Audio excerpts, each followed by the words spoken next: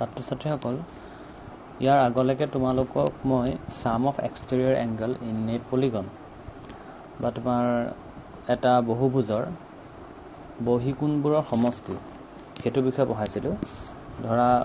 এটা মই বহুভুজ লওঁ বহুভুজ মানে ধৰা এইটো মই এটা ত্ৰিভুজ আঁকিছোঁ ত্ৰিভুজটো বা triangle is also a polygon ত্ৰিভুজ এটা বহুভুজ বুলি কোৱা হয় এতিয়া এই কোণটো আমি বহিকোণ বুলি ক'ম এই কোণটো বহিকোণ বুলি ক'ম এই কোণটোকো আমি বহিকোণ বুলি ক'ম এতিয়া কথাটো হ'ল কি এই বহিকোণ কেইটাৰ লাগিলে বহিকোণ যেটাই থাকক বা এক্সটেৰিয়ৰ এংগল যেটাই থাকক তাহাঁতৰ প্লাছ কৰিলে এই কোণটো এই এংগলটো আৰু এই এংগলটো তাৰমানে এই কোণ এইটো কোণ আৰু এইটো কোণ এইটো মই যদি 1 বুলি দিওঁ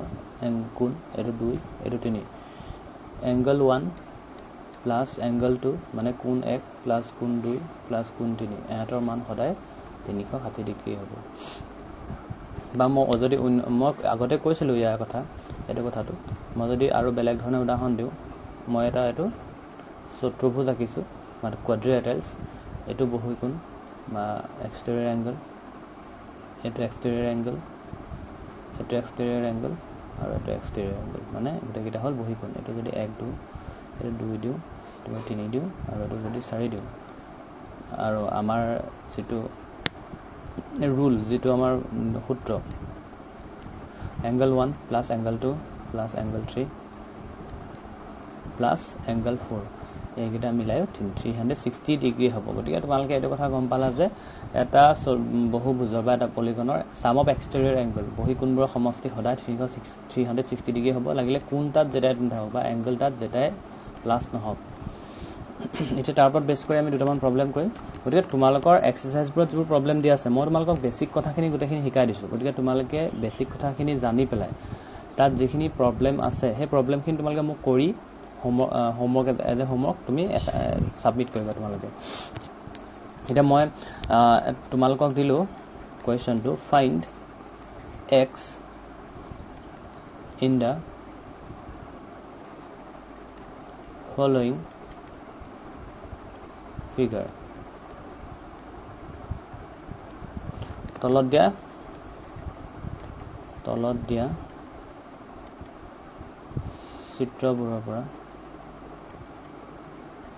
চিত্ৰবোৰৰ পৰা এক্সৰ মান নিৰ্ণয় কৰা এইটো হ'ল তোমালোকৰ কুৱেশ্যন 1 নম্বৰ কুৱেশ্যনটো হ'ল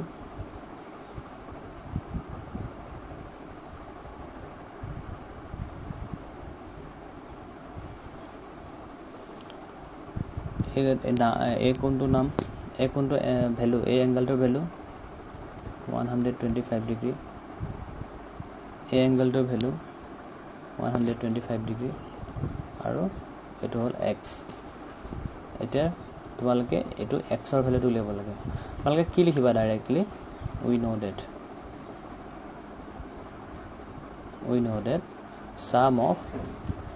know that sum of all exterior angle মই আসামিজটো কম exterior angle of any polygon is 360 degree অসমীয়াত ইয়াৰ অৰ্থটো হ'ল আমি জানো যে লিখিবা আমি জানো যে ত্ৰিভুজৰ বা ত্ৰিভুজ বুলি লিখিবা বহুভুজৰ আমি জানো যে বহুভুজৰ সকলো বহিকোণৰ সমষ্টি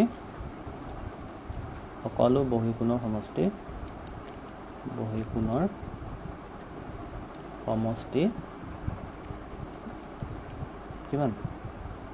360 ডিগ্ৰী গতিকে তোমালোকে যদি জানাই বহিকোণৰ সমষ্টি 360 ডিগ্ৰী বা এক্সটেৰিয়ৰ এংগলবোৰ সাম কৰিলে 360 ডিগ্ৰী হয় ইয়াত চোৱা এক্সটেৰিয়ৰ এংগল বা বহিকোণ এইটো আছে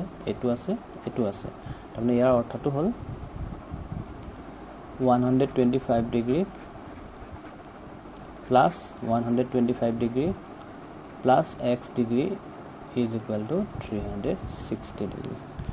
এইটো হ'ল ইয়াৰ কথাটো এটা তোমালোকে উলিয়াব লাগে x গতিকে 125 আৰু 125 যোগ কৰিলে কিমান হ'ব 250 ডিগ্ৰী যোগ x ডিগ্ৰী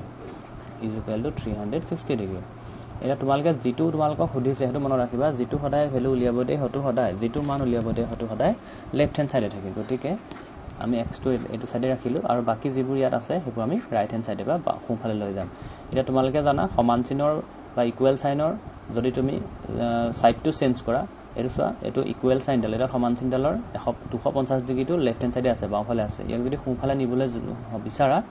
ইয়াৰ সন্মুখত ইয়াৰ ফ্ৰন্টত থকা যেটো সাইন ইয়াত একো নাই এতিয়া 250 হৈ আছে তাৰমানে ইয়াত একো নাই মানে পজিটিভ সাইন পজিটিভ এটা আছে মানে সাইন পজিটিভ সাইন আছে এটো সাইডে গলে তোমালোকৰ নেগেটিভ হৈ যাব মানে -250 ডিগ্ৰী হ'ব এতিয়া উলিয়াম x degree is equal to এটো মাইনাস কৰা 6 5 গলে 1 3 পৰা 2 গলে 1 x ৰ ভ্যালুটো 100 ডিগ্ৰী 110 ডিগ্ৰী তাৰ মানে যেটো এটো x ডিগ্ৰীটো উলিয়াব কৈছিলে এটো আমি কিমান পালো 110 ডিগ্ৰী টান নাই লগা তোমালোকৰ সকে নিশ্চয় বুজি পাইছা তে ইয়াত আৰু ইয়াৰ পিছত মই আৰু এটা প্ৰশ্ন কৰিব দিছো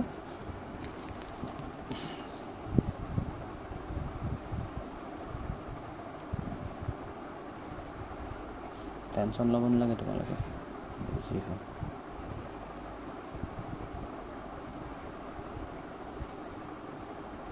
এটো ইয়াত দিয়া আছে চাবা এটো দিয়া আছে আৰু তোমালোকে মনত ৰাখিবা যেতিয়া তোমালোকৰ এটা কোণ এই সিম্বলটো দিয়া থাকে তেতিয়াহলে গম পাবা এটো লম্ব পাৰপেন্ডিকুলাৰ বা লম্ব তাৰ মানে এই সাইডটো এই সাইডটোৰ ওপৰত লম্ব মানে এই সাইডটো বা এই বাহুটো এটো বাহুৰ ওপৰত লম্ব তাৰ মানে এই সাইডটো এই সাইডটোৰ ওপৰত পাৰপেন্ডিকুলাৰ আৰু পাৰপেন্ডিকুলাৰ হলে এহাতৰ মাজত থকা এংগলটো বা এহাতৰ মাজত কোণটো সদায় 90 ডিগ্ৰী হয় তাৰ মানে এটো আমাক যদি ডাইৰেক্টলি দিয়া নাই 90 ডিগ্ৰী বুলি এটো আলটিমেটলি 90 ডিগ্ৰী হয় বা 90 ডিগ্ৰী হয় তাৰ পিছতে এটো মান দিয়া আছে 60 ডিগ্ৰী এটো ভ্যালু দিয়া আছে সৰি এটো উলিয়াব লাগিব x এটো এৰো মাৰ্ক দি দিয়াছোন তোমালোকে এৰো মাৰ্ক দি দিয়া এৰো মাৰ্ক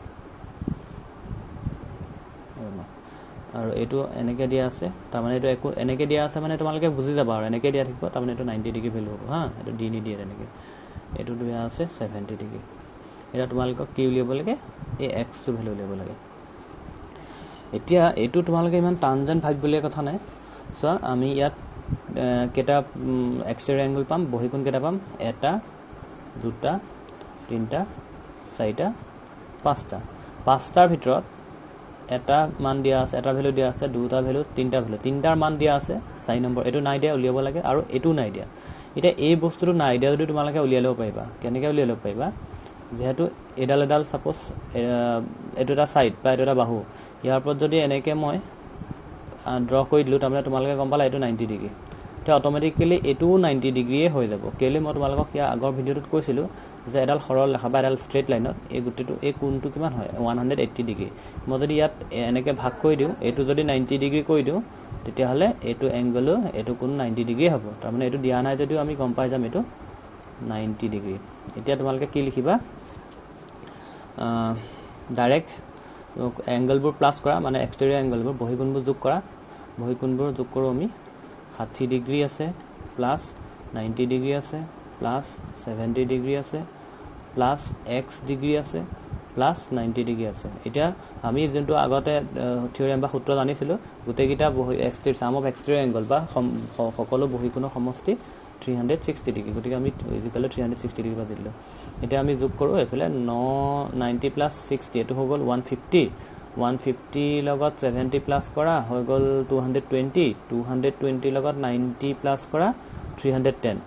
তাৰ মানে x degree plus 310 degree is equal to 360 degree এতিয়া আমাক লাগে অকল x ডিগ্ৰী ভ্যালুটো গতিকে আমি x যেটো লাগে আমি হেতু লেফট হ্যান্ড সাইডে ৰাখিম তাৰমানে x ডিগ্ৰীটো লেফট হ্যান্ড সাইডে থাকিব ৰাইট হ্যান্ড সাইডে 360 ডিগ্ৰী মাইনাস 310 ডিগ্ৰী আহি যাব গতিকে কেলে আহিবে এটো পজিটিভ চাইন আছে এফালে আহিলে নেগেটিভ হৈ যাব মই আগতে কৈছিলো গতিকে এটো আনসাৰটো ওলাব 50 ডিগ্ৰী তাৰ মানে এটো x ৰ যেটো মান এটো হ'ব 50 ডিগ্ৰী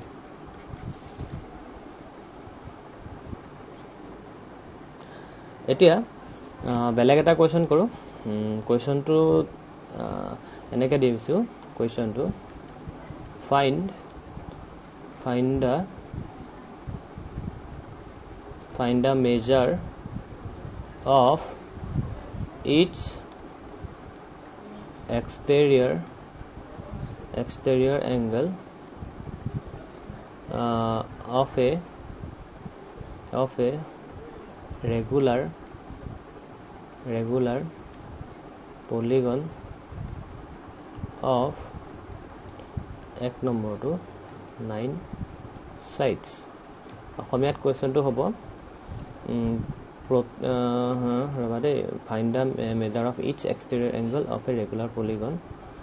এটা সুষম বহুভুজৰ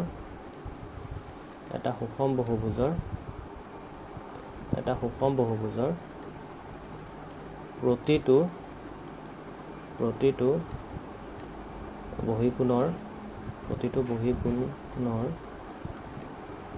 মান নিৰ্ণয় কৰা যদিহে বহুবস্তু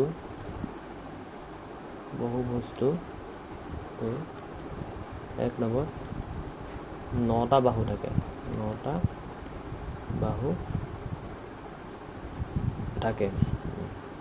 এতিয়া চোৱা সুষম বহুভুজ এই যে সুষম বহুভুজ বুলি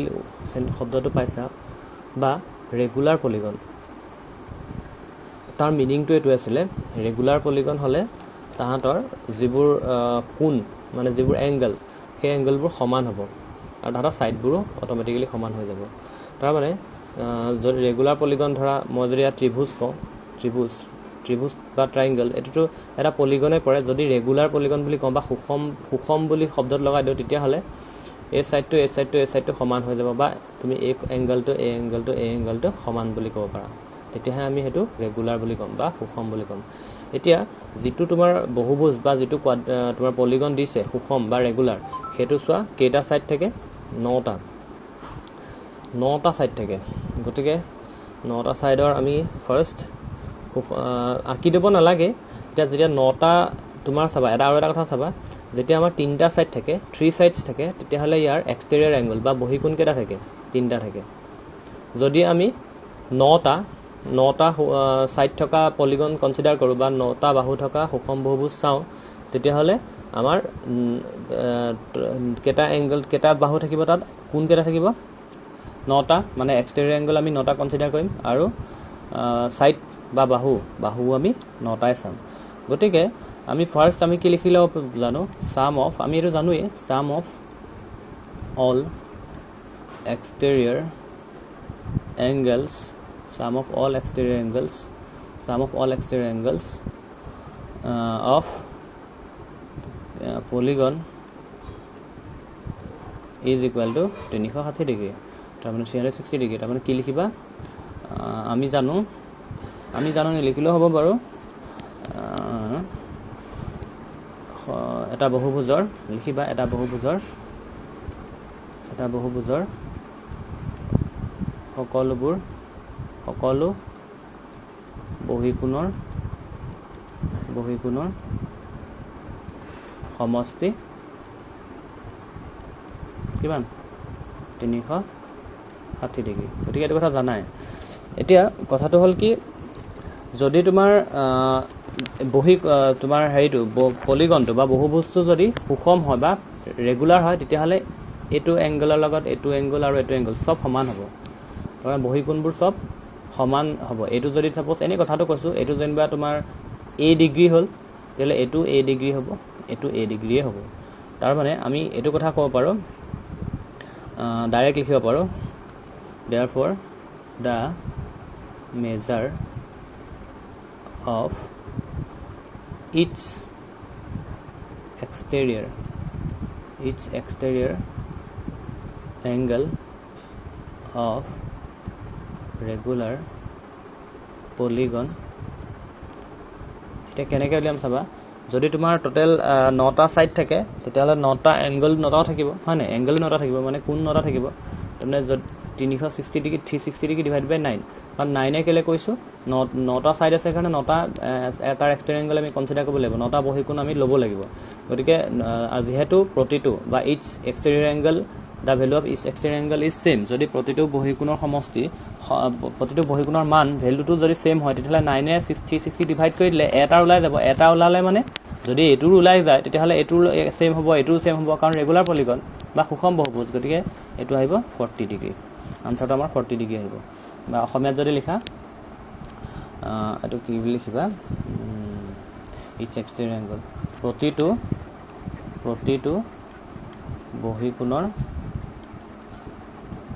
বহিকোণৰ মাপ হ'ব 360 ডিগ্ৰী ডিভাইডেড বাই 9 40 ডিগ্ৰী কেলে 9 এ কইলো গম পাইছা কাৰণ বস্তুটো ৰেগুলাৰ বা সুষম বহুভুজ হলে তাহাঁতৰ প্ৰতিটো বহিকোণৰ মানটো সমান হৈ যাব ইচ এক্সটেৰিয়ৰ এংগল ইজ সেম ভ্যালুটো গতিকে আমি যদি এটা উলিয়াব পাৰো সবৰে উলিয়াব পাৰিম এটো যদি a হয় এটোৰো a হয় এটোৰো a হয় ধৰি লৈছো এটোৰো a হয় এটোৰো a হয় এটোৰো a হয় তাৰ মানে তিনিটা a আৰু এই তিনটা প্লাস কৰিলে আমি সদায় জানো এটো 360 হ'ব গতিকে আমি এটা যদি উলিয়াও তেতিয়াহলে a ডিগ্ৰী ইকুৱেল টু কিমান হ'ব 360 ডিভাইড বাই 3 মানে এটো ক্ষেত্ৰত 120 হা এটো মই এটা কনসিডাৰ কৰি লৈছো বুজাবৰ কাৰণে তোমালোকক এটা ট্ৰায়াঙ্গল বা এটা ত্ৰিভুজ লৈ লৈছিলো গতিকে আমি এটা যদি উলিয়াই দিও সাপোজ এটো 120 ডিগ্ৰী উলাল নহয় তেতিয়াহলে এটো 120 ডিগ্ৰী হ'ব এটো কাৰণে এটো 120 ডিগ্ৰী হ'ব এটো কাৰণে 120 ডিগ্ৰী হ'ব এটো আৰু এটো 120 ডিগ্ৰী হ'ব আৰু যেহেতু আমাৰ 9টা সাইড থাকে গতিকে 9টা সাইড থাকিলে মই তোমালোকক আঁকি দেখাও 1 2 3 4 5 6 7 এক মিনিট 7 8 9 এটো হল 9টা সাইড থকা তোমাৰ পলিগনটো বা বহুভুজটো যদি এটো আঁকা তো এটা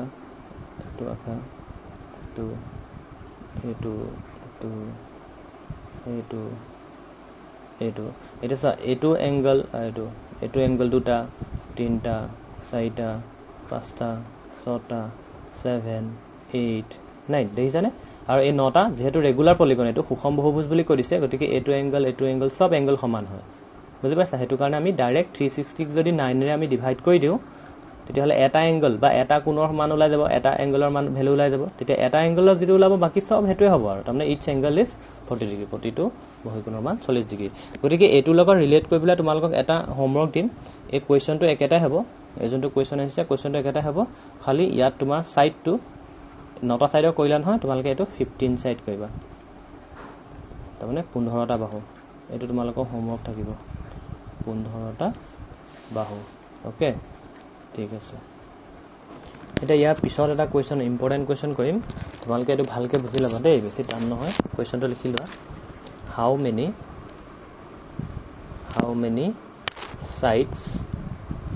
how many sides does a regular polygon have if the measure of an exterior angle is 24 degree এটা অসমীয়াত কোৱেশ্চনটো হ'ব এটা সুষম বহুভুজৰ কোৱেশ্চনটো লিখি লবা এটা সুষম বহুভুজৰ বাহুৰ সংখ্যা নিৰ্ণয় কৰা বাহুৰ সংখ্যা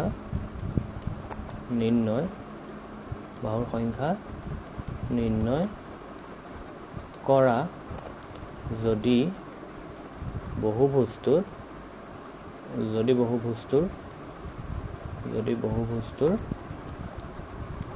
প্ৰতিটো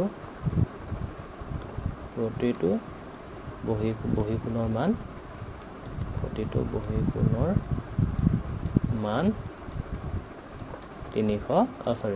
24 ডিগ্ৰী এটা কোৱেশ্চনটো তোমালোকৰ অকমান মানে বহুত ধুনীয়া কোৱেশ্চন কৰিবলৈ এটো আৰু তোমালোকক টান লাগিবলৈ কথা নাই কোৱেশ্চনটো খালি কৈছে চোৱা অকমান পকাই দিছে মানে অকমান ক্ৰিটিকেল কৰি দিছে how many sides does a regular polygon have মানে এটা সুষম বহুভুজৰ কিমান বাহু থাকিব